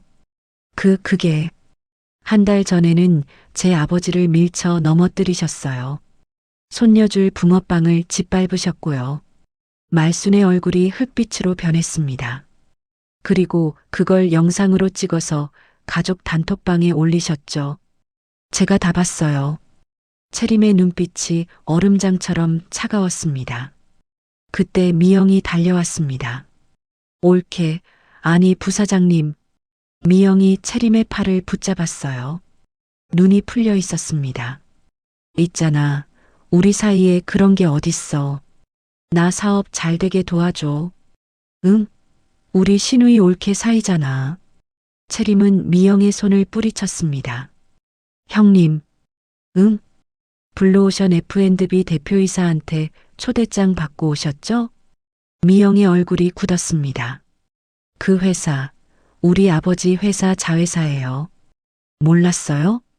미영의 눈이 휘둥그레졌습니다. 자회사? 형님이 서명한 그 계약서, 저희가 만든 거예요. 6개월 뒤에 목표 매출 못 채우면 담보 부동산 넘어오게 되어 있죠. 미영의 얼굴이 하얗게 질렸습니다. 입술이 파르르 떨렸어요. 그게 무슨... 계약서를 읽어보셨어야죠, 형님. 채림이 돌아섰습니다. 미영이 바닥에 주저앉았어요. 다리에 힘이 풀린 거였습니다. 끝났어. 나 끝났어. 미영의 중얼거림이 들렸습니다. 채림은 뒤도 돌아보지 않았습니다. 저 멀리서 우석이 벽에 기대어 서 있었어요. 창백한 얼굴로 채림을 바라보고 있었습니다. 눈이 마주쳤지만 채림은 그냥 지나쳤습니다. 더 이상 할 말이 없었으니까요. 무대 위에서 태호가 딸을 바라보고 있었습니다. 채림이 아버지에게 다가갔어요. 아빠, 이제 시작이에요. 태호가 딸의 어깨를 토닥였습니다. 그래, 잘했다. 채림아. 500명의 하객 앞에서 아버지와 딸이 나란히 섰습니다. 17년간 숨겨온 비밀이 마침내 세상에 드러난 밤이었습니다. 그리고 진짜 복수는 이제부터였습니다. 창립 기념식이 끝나고 한 달이 지났습니다. 오비서가 서울중앙지검 앞에 섰어요. 손에는 두꺼운 서류 봉투가 들려 있었습니다. 고발장이었습니다. 피고발인 정우석, 혐의 배임 수재, 재산은닉. 오비서는 민원실 창구에 서류를 제출했습니다. 7년간 모아온 증거들이었어요. 은행 거래 내역, 리베이트 수수 녹취록, 내연녀 명의 부동산 등기부등본까지 빠져나갈 구멍이 없었습니다. 일주일 후 검찰 수사관들이 우석의 집과 사무실에 들이닥쳤습니다. 정우석 씨 압수수색 영장입니다. 우석은 멍하니 서 있었어요. 직원들이 보는 앞에서 컴퓨터와 서류가 압수됐습니다. 회사 복도에서 수군거리는 소리가 들렸죠. 팀장님이 뇌물 받았대. 대한수산물류 회장 사위였다며? 장인한테 찍힌 거 아니야? 우석은 고개를 들 수 없었습니다. 창립 기념식 2달 후 채림이 이혼 서류를 보냈습니다. 등기 우편으로 도착한 서류 봉투. 우석은 떨리는 손으로 뜯어봤어요. 이혼 합의서와 위자료 청구서가 들어 있었습니다. 위자료 3억 원. 재산 분할 없음. 우석은 한참 동안 서류를 내려다봤습니다. 17년이었습니다. 17년간 함께 살았던 아내였어요. 그 아내가 보낸 이혼장이었습니다. 우석에게는 선택지가 없었습니다. 수사가 진행 중인 상황에서 버틸 명분이 없었어요. 결국 서류에 도장을 찍었습니다. 며칠 후 채림은 주민센터에서 이혼 신고서를 제출했습니다. 처리 완료됐습니다. 직원의 말을 듣고 채림은 밖으로 나왔어요. 하늘을 올려다봤습니다. 맑은 가을 하늘이었죠. 끝났구나. 채림은 낮게 중얼거렸습니다. 17년간의 결혼 생활이 종이 한 장으로 끝났어요. 허무하기도 했지만 동시에 어깨가 가벼워지는 느낌이었습니다. 창립 기념식 3달 후 우석이 구속됐습니다. 서울구치소로 향하는 호송차 앞에 기자들이 몰려들었어요. 카메라 플래시가 터졌습니다. 우석은 고개를 푹 숙인 채 수갑을 찬 손을 가렸습니다. 정우석 씨, 혐의 인정하십니까? 피해 업체들에게 할 말 없습니까? 기자들의 질문이 쏟아졌지만 우석은 아무 대답도 하지 못했어요. 그날 저녁 뉴스에 우석의 얼굴이 나왔습니다.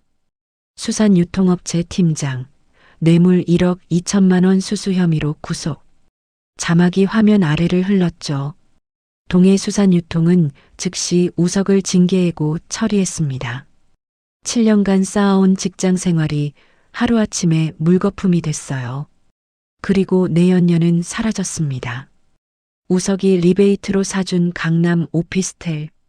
4억 원짜리 그 집을 급하게 팔아서 현금으로 바꾼 뒤 태국행 비행기를 탔어요. 우석이 구치소에서 면회 신청을 해도 받아주는 사람이 없었습니다. 자기야, 나 좀 도와줘. 우석의 전화는 더 이상 연결되지 않았습니다. 창립 기념식 5달 후 신우이 미영의 횟집이 문을 닫았습니다. 화려하게 오픈했던 프리미엄 횟집이었어요. 강남 한복판에 100평 규모로 차렸죠. 인테리어에만 5억을 쏟아부었습니다. 하지만 손님은 오지 않았어요. 목표 매출의 30%도 달성하지 못했습니다. 왜 손님이 안 오는 거야? 미영은 매일 직원들에게 화를 냈어요. 하지만 소용없었습니다. 경쟁 업체는 많고 미영에게는 경영 노하우가 없었거든요. 계약 후 6개월이 되던 날 블루오션 F&B에서 내용 증명이 날아왔습니다. 목표 매출 미달로 계약 조항에 따라 담보 부동산을 귀속 처리합니다. 미영의 손이 떨렸습니다. 강남 아파트. 시가 18억 원짜리 아파트가 넘어간 거였어요. 거기에 사채업자에게 빌린 5억 원은 이자가 불어 8억이 됐습니다. 빚이 8억이라고? 미영은 친구들에게 손을 벌렸습니다. 하지만 아무도 도와주지 않았어요. 미영아, 나도 요즘 어려워서 다음에 연락할게. 전화를 받는 사람이 점점 줄어들었습니다. 설상가상으로 검찰에서 연락이 왔어요. 미영이 은행 대출을 받을 때 서류를 허위로 작성한 게 적발된 겁니다. 사기죄와 사문서 위조 혐의로 조사받으셔야 합니다.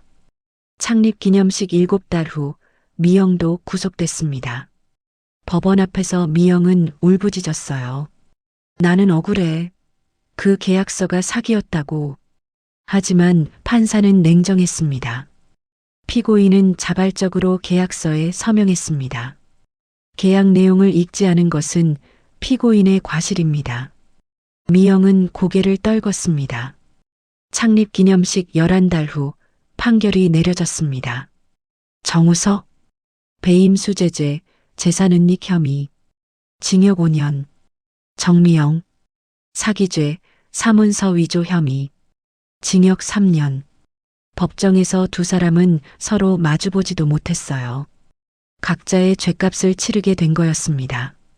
그리고 시어머니 말순은 모든 걸 잃었습니다. 아들은 감옥에 갔고 딸도 감옥에 갔어요. 반찬가게 3곳은 임대차 만료로 문을 닫았습니다. 건물주가 갱신을 거절했거든요. 그 건물주가 대한수산물류 계열사라는 건 나중에야 알았습니다. 강남 아파트는 경매로 넘어갔어요. 빚을 갚고 남은 돈은 얼마 되지 않았습니다. 말수는 봉천동 반지하로 이사했습니다. 창문으로 사람들의 발목만 보이는 축축한 방이었어요. 곰팡이 냄새가 났습니다. 수백만 원짜리 밍크코트는 이미 팔아버린 지 오래였죠. 생활비가 떨어졌습니다. 73세 나이에 일자리를 구해야 했어요. 하지만 이 나이에 고용해주는 곳이 없었습니다. 그러다 예전 반찬가게에 납품하던 시장 상인을 만났어요. 사장님, 요즘 어떻게 지내세요? 나야 뭐. 저희 시장에서 새벽에 잡이라는 사람 구하는데요. 힘드시겠지만 괜찮으시면요. 말수는 선택의 여지가 없었습니다. 그렇게 새벽 시장 일을 시작했어요. 처음에는 박스 정리였습니다. 하지만 곧 생선 내장을 다듬는 일까지 맡게 됐어요. 차가운 물에 손을 담그고 생선 비늘을 치고 내장을 발라내는 일이었습니다. 손이 트고 갈라졌어요. 손톱 사이로 비린내가 배어들었습니다. 아무리 씻어도 지워지지 않는 냄새였죠. 비린내. 말수는 자신의 손을 내려다보며 중얼거렸습니다. 17년간 며느리에게 했던 말이 떠올랐어요. 비린내 나는 집안, 생선 장수. 그 말들이 이제 자신에게 돌아온 거였습니다. 창립 기념식 15달 후 어느 새벽이었습니다. 말수는 노량진 시장 한쪽에서 생선 내장을 다듬고 있었어요. 고무 장갑을 끼고 칼을 들고 있었죠. 허리가 아팠지만 쉴 수 없었습니다. 여기 광어 손질해 주세요. 익숙한 목소리가 들렸습니다. 말수는 고개를 들었어요. 그리고 굳어버렸습니다. 채림이었습니다. 검은색 코트를 입은 채림이 서 있었어요. 예전의 앞치마 둘은 며느리가 아니었습니다. 어깨를 펴고 당당하게 서 있는 여자였죠. 며느리. 말순의 입술이 떨렸습니다. 채림은 아무 말 없이 시어머니를 내려다봤어요. 비린내에 절은 손, 푹 꺼진 눈. 7순이 넘은 노인이 새벽 시장에서 생선 내장을 다듬고 있었습니다. 말순이 무릎을 꿇었습니다. 며느리야, 제발 용서해줘. 시장에서 시어머니를 만나고 한 달이 지났습니다. 채림의 일상은 많이 달라져 있었어요. 매일 아침 6시에 일어나는 건 똑같았지만 이제는 시댁 부엌이 아니라 아버지 집에서 눈을 떴습니다. 창문을 열면 한강이 보였어요. 아침 햇살이 물 위에서 반짝였습니다. 채림은 커피 한 잔을 들고 창가에 서서 그 풍경을 바라보곤 했죠. 17년 만에 찾은 평화였습니다. 회사 일에도 점점 익숙해졌어요.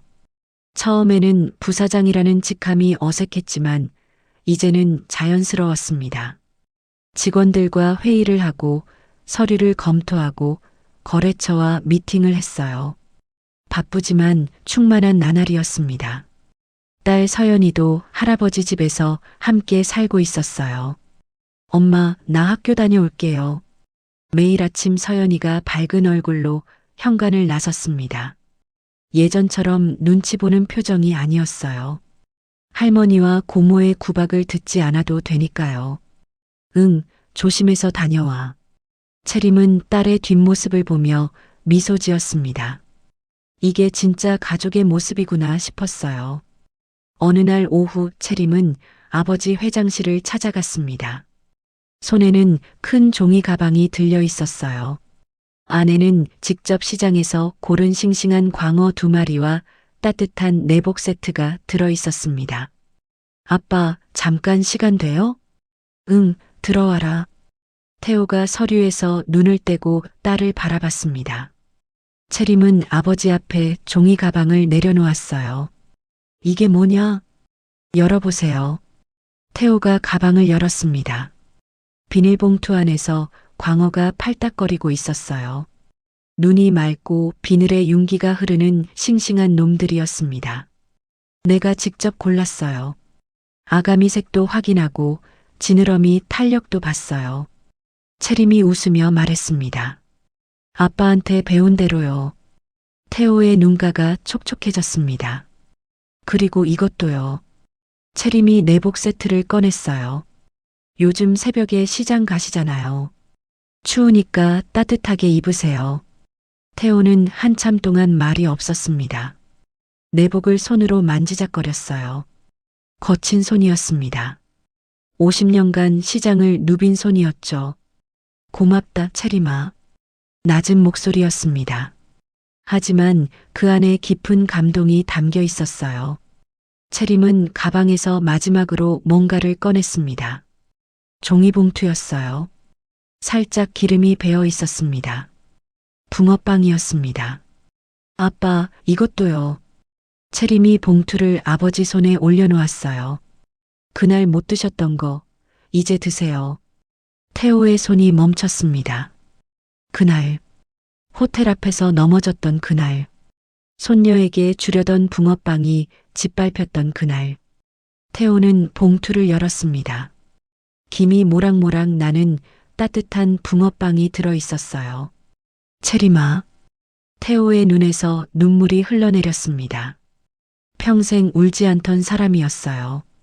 시장에서 사기당해도 사업이 어려워도 혼자 딸을 키우면서도 울지 않았습니다. 하지만 지금은 눈물을 참을 수가 없었어요. 채림이 아버지를 안았습니다. 아빠 고생 많으셨어요. 너도 고생 많았다, 채림아.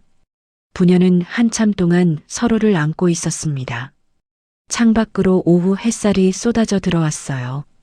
며칠 후 오비서가 채림에게 보고했습니다. 부사장님, 시댁에서 편지가 왔습니다. 책상 위에 편지 봉투 여러 개가 놓였어요. 서울구치소에서 온 것들이었습니다. 누구한테서요? 정우석 씨와 정미영 씨입니다. 용서를 구하는 내용 같습니다. 채림은 편지 봉투들을 내려다봤습니다. 한 통도 뜯지 않았어요. 반송 처리해 주세요. 네. 읽지 않을 거예요. 전부 돌려보내세요. 오비서가 고개를 끄덕였습니다. 그리고 면회 신청도 왔습니다. 거절하세요. 채림의 목소리는 단호했어요. 더 이상 만날 이유 없어요. 저는 이미 그 사람들과 끝났어요. 편지 봉투들이 다시 봉투에 담겼습니다. 반송 도장이 찍혀 돌아갈 거였어요. 채림은 더 이상 그 사람들에게 마음을 쓰고 싶지 않았습니다. 복수는 끝났고 이제 앞으로 나아갈 시간이었습니다. 일주일 후 채림은 아버지와 딸과 함께 제주도로 떠났습니다. 할아버지, 비행기 처음 타봐요? 서연이가 신나서 물었어요. 아니, 옛날에 몇 번 탔지. 근데 오랜만이라 설레는구나. 태호가 손녀의 머리를 쓰다듬으며 웃었습니다. 창밖으로 구름이 보였어요. 하얗고 푹신한 구름 바다였습니다. 채림은 창가에 기대어 그 풍경을 바라봤어요. 17년 만의 여행이었습니다. 결혼 후로는 여행다운 여행을 가본 적이 없었어요. 시댁 눈치 보느라, 살림하느라, 아이 키우느라 자기 자신을 위한 시간은 없었죠. 하지만 이제는 달랐습니다. 제주도에 도착한 건 오후 늦은 시간이었어요. 바닷가 근처 펜션에 짐을 풀고 저녁을 먹고 일찍 잠자리에 들었습니다. 내일 새벽에 해돋이를 보기로 했거든요. 다음 날 새벽 5시, 세 사람은 바닷가로 나갔습니다. 아직 어두웠어요. 파도 소리만 들렸습니다. 모래사장을 걸으며 수평선을 바라봤어요. 채림은 신발을 벗었습니다. 맨발로 모래를 밟았어요. 차갑고 촉촉한 감촉이 발바닥에 닿았습니다. 서연이도 따라서 신발을 벗었어요. 엄마, 모래가 차가워요. 그치? 근데 기분 좋지 않아? 응, 좋아요. 서연이가 엄마 손을 잡았습니다. 채림은 다른 손으로 아버지 팔짱을 꼈어요. 세 사람이 나란히 바다를 바라보며 서 있었습니다. 바람이 불어왔어요. 바다에서 불어오는 바람이었습니다. 그 바람에서 희미하게 비린내가 났어요. 짭조름한 바다 냄새, 물고기 냄새, 해조류 냄새가 섞인 냄새였죠. 채림은 그 냄새를 깊이 들이마셨습니다. 예전에는 이 냄새가 부끄러웠어요. 시댁에서 비린내 나는 집안이라고 놀림받을 때마다 숨기고 싶었죠. 하지만 지금은 달랐습니다. 이 냄새는 아버지의 50년 인생이었어요. 새벽마다 시장을 누비고 직접 생선을 고르고 비늘을 치고 살아온 세월이었습니다. 그 세월이 있었기에 지금의 대한수산물류가 있었고 지금의 채림이 있었어요. 비린내는 수치가 아니었습니다. 자신의 뿌리였어요. 수평선 너머가 붉어지기 시작했습니다. 아, 해 뜬다. 서연이가 소리쳤어요. 붉은 기운이 하늘을 물들이기 시작했습니다. 구름 사이로 빗줄기가 뻗어나왔어요. 그리고 마침내 수평선 위로 붉은 해가 모습을 드러냈습니다. 둥글고 커다란 태양이었어요. 바다 위로 황금빛 길이 펼쳐졌습니다. 파도가 그 빛을 받아 반짝였어요. 장관이었습니다. 채림의 눈에 눈물이 고였습니다. 하지만 슬픔의 눈물이 아니었어요. 17년간의 억압에서 벗어난 해방감, 아버지와 딸과 함께하는 행복, 새로운 시작에 대한 희망이 뒤섞인 눈물이었습니다. 아빠, 채림이 아버지를 바라봤어요. 우리 정말 고생 많았죠? 태호가 딸의 어깨에 손을 올렸습니다. 그래, 많이 힘들었지. 이제는 웃는 일만 남았어요. 그렇죠? 태호의 눈가에도 눈물이 맺혔어요. 그래, 채림아. 이제 행복하자. 서연이가 두 사람 사이로 파고들었습니다. 엄마 손과 할아버지 손을 하나씩 잡았어요. 우리 셋이서 행복하게 살아요. 그래, 그러자. 채림이 딸의 머리를 쓰다듬었습니다. 태양이 완전히 떠올랐어요. 바다 전체가 황금빛으로 물들었습니다. 세 사람의 그림자가 모래사장 위로 길게 늘어졌어요. 채림은 바다를 향해 크게 숨을 들이쉬었습니다. 비린내가 났어요. 하지만 이제 그 냄새가 좋았습니다. 그리고 미소 지었습니다. 17년간의 어둠이 끝나고 새로운 새벽이 밝아오고 있었습니다. 채림의 이야기는 여기서 끝이 아니었어요. 오히려 시작이었습니다. 억압받던 며느리가 아니라 당당한 사업가로서, 사랑하는 딸의 엄마로서, 존경하는 아버지의 딸로서 새로운 삶을 살아갈 거였습니다. 수평선 위로 떠오른 태양처럼 채림의 인생도 이제 막 떠오르기 시작했습니다. 오늘 이야기가 마음의 작은 울림으로라도 남았다면 가끔 이곳에 다시 들러주셔도 좋겠습니다. 여유가 되신다면 사연의 주인공에게 따뜻한 한 줄 남겨주세요. 그 마음이 누군가의 내일을 버티게 해줄지도 모릅니다. 당신의 오늘과 내일을 진심으로 응원합니다. 여기는 실화 보따리였습니다. 감사합니다.